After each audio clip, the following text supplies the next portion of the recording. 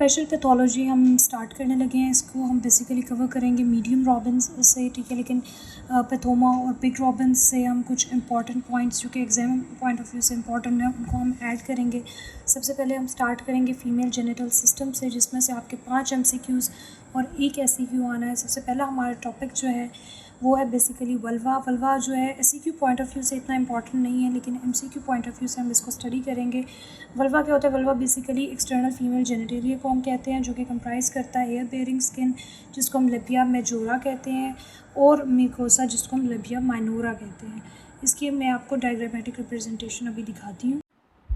ये बेसिकली आपको vulva show किया गया, जो कि कंप्राइज करता है ये हेयरी एरिया जिसको मॉन्स प्यूबिस कहते हैं, आपका outer lip which is labia majora, ठीक है, ये आपका इनर लिप है जिसको हम लेबिया माइनोरा कहेंगे। ये बेसिकली बार्थुलन ग्लैंड्स हैं, ठीक है, आगे इनकी ये बार्थुलन डक्ट बेसिकली प्रेजेंट है, ग्लैंड की डक्ट आगे प्रेजेंट है, ठीक है। ये आपके पास जो है दिस इज़ वेजाइनल ऑरिफाइस, ठीक है, ये आपका जो है यहाँ पे यूरिथ्रल ऑरिफाइस है, और and this is known as clitoris. Line करता है स्क्वेमस एपिथेलियम, ठीक है। अब सबसे पहले चलते हैं हम वल्वाइटिस के ऊपर। वल्वाइटिस बेसिकली इन्फ्लेमेशन होती है वल्वा की, ठीक है। इसको कॉज करते हैं एक्सोजीनस स्टिमुलस, ठीक है, जो कि इरिटेंट हो सकते हैं, एलर्जन हो सकते हैं, जिसके अंदर परफ्यूम्ड टॉयलेट पेपर आ जाते हैं, टेम्पोन्स आ जाते हैं, पैड्स, सोप, वेजाइनल स्प्रेज वगैरह आ जाती हैं, ठीक है। या फिर इन्फेक्शन की वजह से हो सकता है, जैसे कि ह्यूमन पेपिलोमा वायरस हो गया, RP सिम्प्लेक्स वायरस हो गया, नाइजीरिया गनोरिया कॉज कर सकता है, ट्रिपोनीमा पैल्डम जो कि सिफिलिस कराता है वो कॉज कर सकता है। उसके अलावा कैंडिडा एल्बिकेंस जो है वो कॉज कर सकता है। कॉम्प्लिकेशंस पे आ जाते हैं, ठीक है।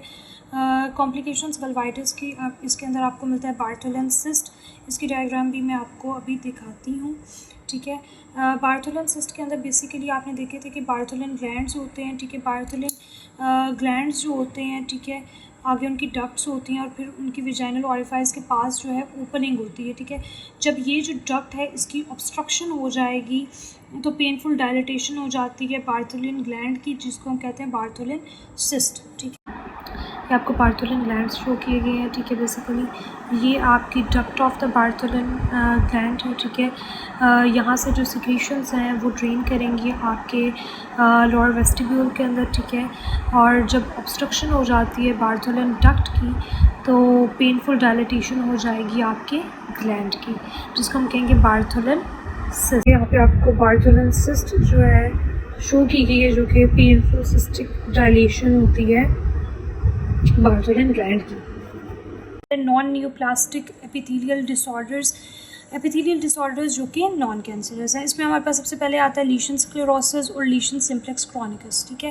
लीशन स्क्लेरोसिस के अंदर जो एपिडर्मिस होती है वल्वा की उसकी थिनिंग हो जाती है, जबकि जो डर्मिस होती है उसका फाइब्रोसिस हो जाता है, ठीक है। इसके अंदर ल्यूकोप्लिकिया होता है विद पार्चमेंट लाइक वल्वुलर स्किन। ल्यूकोप्लिकिया यानी कि वाइट पैचेस होंगे, ठीक है, विद पार्चमेंट लाइक यानी कि फ्लैट थिन वल्वुलर स्किन होगी, ठीक है, वल्वर स्किन होगी, ठीक है। मोस्टली ये पोस्ट मेनोपॉजल वुमेन में और प्री प्यूबर्टल गर्ल्स के अंदर होता है। इसकी ऑटो इम्यून एटियोलॉजी है। इसकी जो पैथोजेनेसिस है वो वैसे तो अननोन है, लेकिन जो इसका सब एपिथेलियल जो इन्फ्लेमेटरी इन्फिल्ट्रेट होता है उसके अंदर बेसिकली टी सेल्स जो हैं वो पाए जाते हैं। उन टी सेल्स की पाए जाने की वजह से और ज़्यादातर ये फ्रीक्वेंटली उन वुमेन के अंदर होता है जिनमें ऑटो इम्यून डिसऑर्डर्स होते हैं, तो ये सजेस्ट किया जाता है कि इसकी एटियोलॉजी जो है वो ऑटो इम्यून है। वैसे तो ये एक बिनाइन कंडीशन है, लेकिन ये इंक्रीज़ करती है risk of the squamous cell carcinoma का। और उसके बाद आ जाता है लीशन सिम्प्लेक्स क्रॉनिकस, ठीक है। इसके अंदर एपिथेलियल थिकनिंग हो जाती है, पर्टिकुलरली जो स्ट्रेटम ग्रेन्युलोजम होता है आपके एपिडर्मिस की जो लेयर है स्ट्रेटम ग्रेन्युलोजम उसकी, और हाइपरकेराटोसिस हो जाता है, यानी कि केराटिन की डिपोजिशन बहुत ज़्यादा हो जाती है स्ट्रेटम कॉर्नियम में, ठीक है। इसमें भी ल्यूकोप्लेकिया होगा, लेकिन उसके साथ थिक लेदरी वल्वर स्किन होगी, ठीक है। ये एसोसिएट होता है क्रॉनिक इचिंग और स्क्रैचिंग से के साथ, ठीक है। ये भी बिनाइन कंडीशन है, लेकिन इसके अंदर ये इंक्रीज़ नहीं करता रिस्क स्क्वेमस सेल कार्सिनोमा का। ये बेसिकली प्रेजेंट होता है जो एस्टैब्लिश्ड वल्वर कैंसर होता है, ठीक है, उसके मार्जिन्स के ऊपर ये प्रेजेंट हो सकता है, यूजुअली प्रेजेंट होता है, ठीक है, लेकिन खुद जो है ये रिस्क को इंक्रीज़ नहीं करता। इसके अंदर आपको लीशन स्क्लेरोसिस शो किया गया, ठीक है, जिसके अंदर आप देख सकते हैं कि थिंड एपिडर्मिस है, ठीक है, एपिडर्मल थिनिंग हो चुकी है, ठीक है, जो आपकी हाइड्रोफोबिक डीजनरेशन हो चुकी है बेसल की जो आपकी बेसल लेयर होती है उसके अंदर स्ट्रेटम बेसिल जो है वो इस तरह की होती है, ठीक है, इनको हम रेटिपेक्स कहते हैं, ठीक है, लेकिन जब लीशन स्क्लेरोसिस होती है तो रेटिपेक्स की डिसअपीयरेंस हो जाती है, ठीक है, स्क्लेरोटिक स्ट्रोमा हो गया है यानी कि हार्डनिंग या फाइब्रोसिस ऑफ द स्ट्रोमा या ठीक है डर्मल जो इन्फ्लेमेशन है वो भी आपको शो की गई है, ठीक है। जब अब जो नेक्स्ट हमारे डायग्राम है उसमें आप देख सकते हैं लीशन सिम्प्लेक्स क्रॉनिकस, ठीक है जी, इसके अंदर जो है थिकन्ड एपिडर्मिस है, ठीक है, मेनली जो है आपके पास जो स्ट्रेटम ग्रेन्युलोजम है, ठीक है, उसकी थिकनिंग जो है आप देख सकते हैं, ठीक है। उसके अलावा हाइपरकेराटोसिस होगी, स्ट्रेटम कॉर्नियम जो है वो उसके अंदर जो है एक्सेसिव केराटिन डिपोजिशन हो जाएगी जिसकी वजह से हाइपरकेराटोसिस हो जाएगा, ठीक है। डर्मल इन्फ्लेमेशन आप इसमें भी देख सकते हैं। ट्यूमर्स ऑफ द वल्वा के ऊपर, ठीक है, ट्यूमर्स ऑफ द वल्वा में सबसे पहले हमारे पास आ जाता है कॉन्डाइलोमास, ठीक है। कॉन्डाइलोमास के अंदर इसकी भी डायग्रामेटिक रिप्रेजेंटेशन मैं आपको दिखा देती हूँ।